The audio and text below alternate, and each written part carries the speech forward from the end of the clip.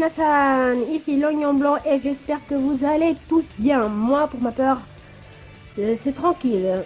Et aujourd'hui, je vais vous parler de ces choses que vous ne savez pas sur Marco. Mais vous avez vu son front, il est gigantesque. Son front, il est énorme, son front. Bref, numéro 1. Quand il s'est montré pour la première fois dans l'anime, il est remplacé par un membre de l'équipage et ses cheveux sont noirs. Et ouais, c'est une erreur déjà vue dans l'univers de One Piece, particulièrement lorsque des personnages importants sont introduits sans une importante introduction, je veux dire une introduction officielle quoi. Marco n'était pas introduit en tant que second de l'équipage dans le manga cette fois-ci, il le fut lors de sa seconde apparition et la première fois en pensant à un membre d'équipage normal, d'où l'erreur.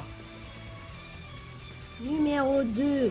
Lors de sa deuxième apparition, Shanks lui demande de rejoindre son équipage, proposition qu'il a refusée sans hésitation. Donc il est quelqu'un de très fort pour que Shanks lui demande ceci. Eh oui, il ne faut pas se décliner les uns avec un grand front, mais son front, il me choque. Waouh, et en plus ses cheveux, on dirait un bananier sans feuilles. Oui, des bananiers sans feuilles.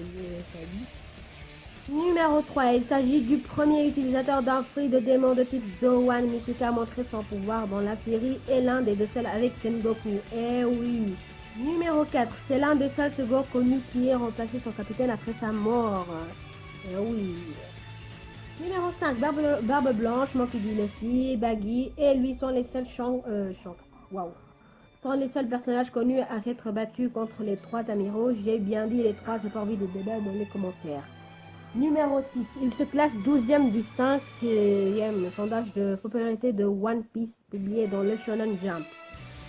Et le dernier qui m'a le plus impressionné et dont je suis encore choqué, c'est le numéro 7. Étant donné que Marco est le second du rival de Goldie Roger, on peut mesurer sa force qui ne doit pas être loin de celle de Rayleigh. Eh oui, il est badass, mais vraiment badass, aussi badass que notre Guidart, super puissamment badass.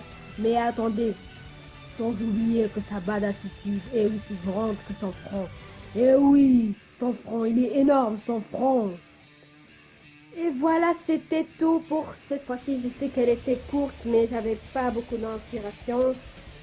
Vous pouvez me donner des idées sur les commentaires et je le ferai avec plaisir, bien sûr. Si ma vidéo elle vous a plu, n'hésitez pas à vous abonner pour ne rater aucune de mes vidéos, à liker et à partager pour que vos amis, vos familles, toute la famille, toutes les amis et tout, etc.